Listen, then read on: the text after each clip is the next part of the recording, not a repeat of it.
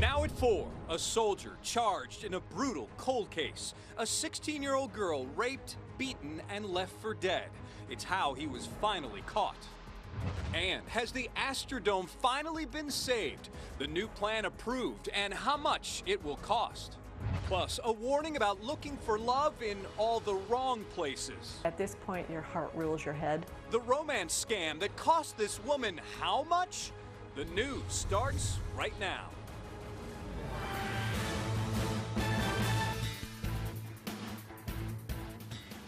And right now we are starting with breaking news. The University of Houston is on alert. Police say a robbery suspect who is armed may be on campus. Now, police are warning people to stay away from the west side of campus. This includes the stadium, baseball field, and alumni athletic center.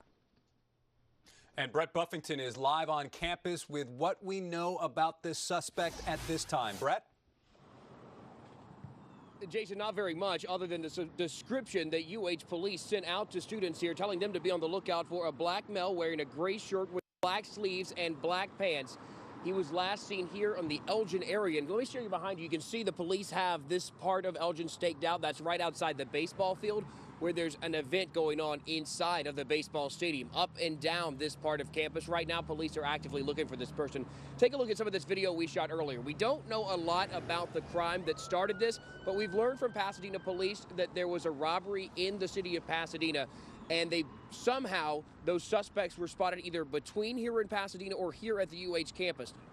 Pasadena police still putting together the details of that robbery and told us they will give us more information as soon as they're ready to release that.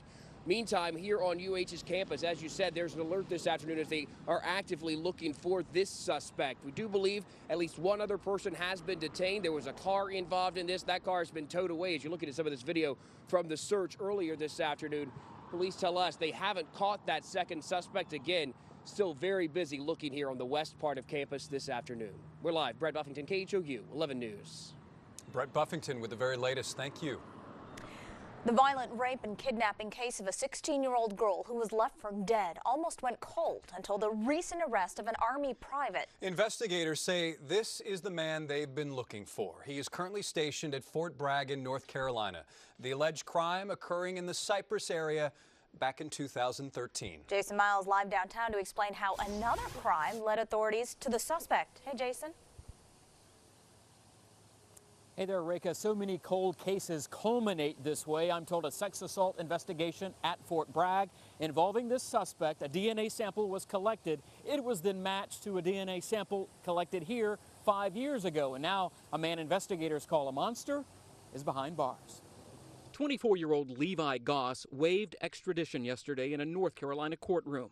The Army paratrooper trained to jump from planes will soon be brought back to Texas on one.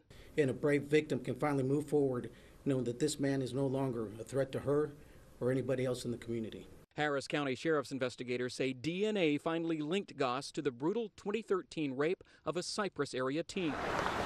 According to court records, the then 16-year-old was kidnapped while walking near Cypress Woods High School, dragged into some woods, then sexually assaulted and beaten with the blunt end of an axe. She later sought help at this nearby movie theater. The complainant advised investigators that she believed her attacker only left her alone once he believed that she was dead. This is a composite sketch from 2013. Compare it with Goss's current mugshot. Investigators say a gas station attendant fingered him as a man who left a bloody T-shirt in a restroom trash can the night of the attack. And here we are today to put this monster behind bars where he belongs. We've learned Goss, who has ties to the Houston area, enlisted in the Army in 2016. Years after the crime he's accused of committing here. The sheriff's office just held a briefing within the last hour and a half or so. We also learned that Goss had a family member who lived near that crime scene in Cypress, but he was never questioned at the time. Again, he is on his way back to face justice here in Houston. Meantime, I'm told that victim is still living with trauma from 5 years ago, including some brain damage. Back to you. Such a terrible case. The details are really terrifying. Thank you, Jason. All right, take a look at your TV. Do you know this man here? Harris County investigators are looking for him after a road rage fight on the highway. The constable's office says 43-year-old Randu Salgado got upset when he couldn't pass in an emergency lane during a traffic jam. So he tailgated another driver who took this video and smashed his side view mirror. Authorities say Salgado and the other driver exited the highway and pulled into a parking lot where Salgado punched the victim and drove away. It has been a debate for decades, and now we finally know what will happen to the Astrodome. Oh yeah, Harris County Commissioners approved a $105 million plan to revamp the 8th wonder of the world. Adam Bennett is live, and Adam, that's a big price tag, but this building is actually costing us money no matter what. That's right, Reka. The county judge says it costs about $171,000 a year to maintain it, and they have to because it's a county building. So Judge Ed Emmett says since it's already paid for and we can't tear it down, why not turn it into a moneymaker? Today, Harris County Commissioners voted unanimously to go ahead and move forward with this project. This was about a year and a half after they already approved the first $10 million of the price tag for the engineering work. This project calls for raising the floor to ground level and then putting 1,400 parking spaces underneath. Renovating the rest of the stadium would open up about 500,000 square feet of space that they could rent out for festivals, conferences, and big events like the rodeo. We're very restricted on what kind of revenue we can use to upgrade NRG Stadium and keep it up to modern standards. And if we don't have the dome to generate that revenue, then that whole complex is going to begin to fall apart a little bit. And so we owe it to our tenants to keep it first class. Now, the total cost would be split evenly between parking fees, hotel occupancy taxes, and also your property tax dollars, about $35 million each way. But the judge says that's the same price as tearing the dome down. Judge Emmett says the work should take about 17 months once they choose a contractor and get the final approval from the Texas Historical Commission. Both the Texans and the rodeo today released statements after the vote expressing support, saying this will help keep Energy Park viable in the long term. Coming up at 5, though, we're going to hear from Judge Emmett, his response to the criticisms that this money, this $35 million in tax revenue, would be better spent on Harvey relief and flood control. Jason and Rachel will send it back to you. Oh yeah, so many people have been split on this issue. A lot of criticism. Yeah, for years. Thank you, Adam. A live look outside over downtown Houston. We're getting a break from the rain right now, so the roads won't be slick during your drive home. Brooks has more on the rain. So again, what will the ride home really look like, Brooks? Well, we're seeing a lot of low clouds, and there could be some areas with a little bit of drizzle. So there may be a time where you have the wipers on, but yes, the heavy rain from earlier has now passed. What we're going to see is fog developing later tonight as warmer air moves into the region, and there could be a resurgence in some of this sprinkle and shower activity toward and after midnight. Right now, the last of the rains from earlier, eastern Liberty County moving up and out of our viewing area into the Beaumont region. It's 50 right now in Spring, still cool in the 40s, Magnolia and Willis, but it's warming up at Lake Jackson, checking in with 56, Galveston at 57. It's Fat Tuesday. We're going to have that forecast coming up, but for this evening, one difference in the forecast tonight versus the weather in the last couple of days is that temperatures will not only be steady, they'll actually be slowly rising as we move through the night with that warmer air rolling in, and that's all ahead of 80s. 80s, the first 80s we've seen since last year. We'll talk about that coming up as well, guys. Oh, man. Okay. Sounds weird to say last year. Yeah, I feel like it's too soon. Thank you, Brooks. A woman cannot believe she fell for it. Yeah, a romance scam that cost her more than $1 million. At this point, your heart rules your head, and I was doing what my heart wanted me to do. Why experts say even intelligent people fall for online scam artists. And we know how people are celebrating Mardi Gras in New Orleans, but what about Houston? We're checking out the celebration downtown. And you may enjoy the calming effects of essential oils, but could it be putting your pets in danger? We verify. We have an update to some breaking news that we told you about at the top of our show. We told you earlier that police were looking for a robbery suspect who may have been armed. He may have been on the U of H campus. They had arrested one person, but they were looking for a possible second suspect. And now we can update that story. UH police canceling this alert about a suspect on campus. They say and tell us that the suspect is no longer in the vicinity. Moving on now, Valentine's Day is around the corner, and if you're single, beware of online dating scams. Yeah, get this. More than 15,000 people reported romance scams to the FBI last year, many involving money. Tony DeCopel shares the incredible story of one of those victims. I wasn't lonely, desperate lonely. I wanted someone to talk to. Debbie Montgomery Johnson signed up for an online dating service after the sudden death of her husband Lou in 2010. I thought, oh, that's safe. I can do it from my home. That's where the widowed mother of four met a British businessman who called himself Eric Cole. I talked to him a few times. I mean, we messaged every day. Johnson says she and Cole engaged in a 2-year online relationship but never met in person. Over the course of their relationship, Johnson says she gave Cole more than $1 million in increments. At this point, your heart rules your head, and I was doing what my heart wanted me to do. In 2012, Johnson says her life stopped when Cole came clean over video chat, revealing who he really was, a young man in Nigeria. Big smile on his face. Can we keep this going? And I'm thinking, can we keep this going? Are you out of your mind? The FBI says romance scams account for the largest online financial crime losses. Once a victim sends money to a scammer, they'll put them on a suckers list. Special Agent Stephen Shapiro oversees the FBI's confidence fraud program. Is there a particular demographic that seems susceptible to these crimes? The truth of the matter is the victims tend to be well educated and unfortunately have some kind of emotional vulnerability. Shapiro says romance crimes are rising as online dating popularity increases. In 2016, about 15% of American adults said they had used an online dating website or app. After a relationship is established, a scammer will send gifts, poetry, flowers, and then make some long-term plans, such as going on a lavish vacation or marriage proposals. Well, Debbie has now remarried. Sadly, though, she never got her money back. The FBI advises you to stop communicating online with anyone who seems suspicious. Sounds simple, but it continues to happen, unfortunately. The streets of New Orleans are busy as people celebrate Mardi Gras with plenty of parades. And here in Houston, people are also celebrating. And Blake Matthews live downtown to show us what the festivities look like here. Blake. Hey, we're gearing up, guys. You can see I am surrounded by, oh, delicious goodness, known as king cake. Now, Rake, I believe yesterday you said you didn't know what crawfish tastes like. Do you know what king cake tastes like? It is delicious. Hey, you know what? We are downtown right near the House of Blues at the Pavilions, and where they are gearing up to hand out lots of king cake and all sorts of delicious goodness here, that everything that represents Louisiana. In fact, this is a piece of it right here. Hey, Reka, Jason, check this out right here. You ready? Now that's good. So, talking with my mouth full. You guys are from Louisiana Travel. Tell me a little bit about why you guys are here. Now, you're trying to promote tourism for Louisiana and to tell us a little bit more that there's more to Louisiana than just Mardi Gras.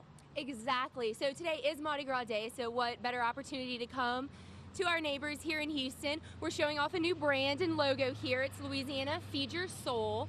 And with that, obviously, we're thinking of a lot of the delicious food like the king cake you're eating, but we think it speaks to more than that. It's feeding your soul in Louisiana. It's about our outdoors. It's about our culture. And it's about Mardi Gras, but it's about a lot more than that. We have fairs and festivals year-round, just so you can get that really fun party experience any time of the year in Louisiana. Yeah, absolutely. And if you're in one of these downtown high-rises, feel free to stop by. We're at the corner of Caroline and Polk Street. Grab you some king cake. And of course, coming up at 5 o'clock, we'll talk a little bit more about what they're putting on here later on this evening. Brooks, it is freezing cold out here. Last year, I believe it was in the 80s. Can you please get us some sunshine and some warmer weather, my friend? Oh, that sunshine, Blake. Where's the sunshine? And by the way, you just made me very hungry. That looks delicious. Well, temperatures will warm up slowly but surely, and warm a relative term. Wait till you see the 7-day forecast. You want to see a warm? 58, though, in Galveston tonight for the Fat Tuesday festivities. Mid-50s in Houston and slowly rising temperatures despite the scattered sprinkles, maybe a stray shower, and the fog potential. So it won't be too bad, just a light extra layer. Here's a live view in Galveston right now. A little bit of that sea fog hanging off just offshore. Otherwise, we're seeing low clouds. Clouds have been the name of the game. It's been hard to find any sunshine around here. I had just a brief break of it at my house on Saturday, and it looks like we're going to see about the same this weekend. Oof, yeah, slowly warming temps overnight. 70s tomorrow, close to 80 on Thursday. Wow, talk about turning it around. And this will be the first 80s in 52 days. December 22nd, that was the last time we saw 81 degrees. Not like I'm counting, though. I know my palm trees are counting because they all got burnt in the freeze. How did yours do? You know, this is the first year I've seen those sago palms, you know, little low ones, get bleached from the cold. Amazing stuff. So we need some warm weather, at least for our plants, if not us. 58 right now in Angleton, and warmer weather trying to work north. It's 46 in Huntsville, 51 degrees in Houston. Typical high this time of year, 65, so we're well behind. Tomorrow, though, we're going to be way above it. Overcast conditions. Here's a look at those storms that push through around lunchtime. Right now, the last of that little pocket of energy is moving out of Liberty County and out of our viewing area. For now, just tracking some showers offshore. The next wave of sprinkle and light rain activity moving north, probably reaching the coastline shortly after sunset. Just a chance overnight tonight. Here's 5 o'clock future track. That complex of storms moving over the Sabine River and out of our hair, but notice how new activity develops. This would be drizzle and some light sprinkles as the warm air continues to work over this cold air mass. And that warm air finally does get here tomorrow. It'll be a great day, although still cloudy for most of the day, if not all day. And you'll be asking yourself by Thursday, is it April? With highs near 80 degrees. It's going to be nice. Enjoy it while we've got it, because on Friday, a weak cool front approaches. It'll be a warm day on Friday with more 70s, but it'll probably cool us down just a little bit more than we've seen. It'll probably be kind of like today. Highs maybe around 50 or so. On Sunday, well, it goes back north as a warm front. So, you know, as far as the forecast looks in the near term, springtime is winning out. Will it continue? Well, we've certainly seen record lows in the low 20s in early March, so I'm still a little bit careful there, a little cautious about planting that spring garden, but things are looking up. Mid-70s become upper 70s by Thursday, pushing 80 degrees. Of course, tomorrow is Valentine's Day. It'll be cloudy outside. Falling temps through the day on Saturday with that cold front, but it's brief because we're back into the 60s by Sunday. Monday, upper 70s and pushing 80 again by next Tuesday. So no freezing temperatures. At least we'll give those palm trees a chance to green up again, hopefully. I think mine are toast, though. I wonder if Blake's going to bring us back 1 or 20 of those. I was getting hungry. King cakes. Oh, great. Well, he knows what we expect in a newsroom, so. That's right. Right. Feed us, please. Thank you, Brooks. An 8-year-old boy did not want his wheelchair to hold him back. You can do anything if you just try hard enough. Yes, and thanks to his PE teacher, he's accomplishing something that is getting worldwide attention. And essential oils are supposed to improve your health and your mood, but could they hurt your pets? We verify whether a viral Facebook post is real.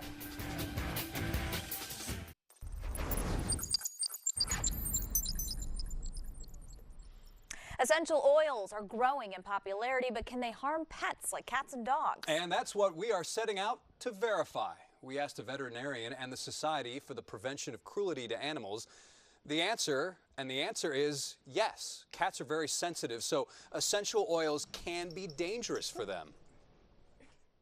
My understanding is just that cats are not able to metabolize these products, and so that's what creates a greater toxic risk to those pets. Experts say you can still use small amounts of oils in a well-ventilated home, especially in an area where pets may not have access.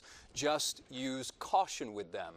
So is there anything else you want our fact checkers to look into? They're always on the case. Just email verify@khou.com or reach out to them on Facebook and Twitter with the hashtag KHOUverify. Still to come, how a teacher made a student's day by helping him achieve greatness without leaving his wheelchair. An 8-year-old boy in South Carolina had a simple wish: to be able to jump rope. Yeah, but that isn't an easy feat because he's in a wheelchair. Georgie looked at me and told me he was watching all the kids and was like, you know, I really do want to jump rope like all the other kids. So Georgie's PE teacher, Lauren Watts, decided to make this happen. She pushed him in the hallway using a jump rope. Well, she did the jump roping.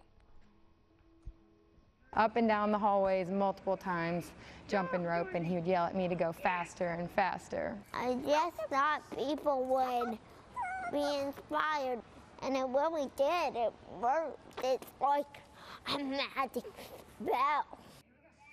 It's like a magic spell. Well, now classmates have nicknamed him Jump Roping Georgie. This video of him jump roping has been shared on Facebook tens of thousands of times. What a great personality and attitude that kid has. You the man, Georgie.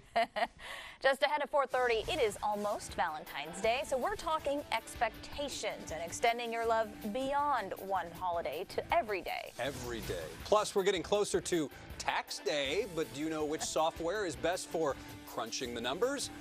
We'll break down those numbers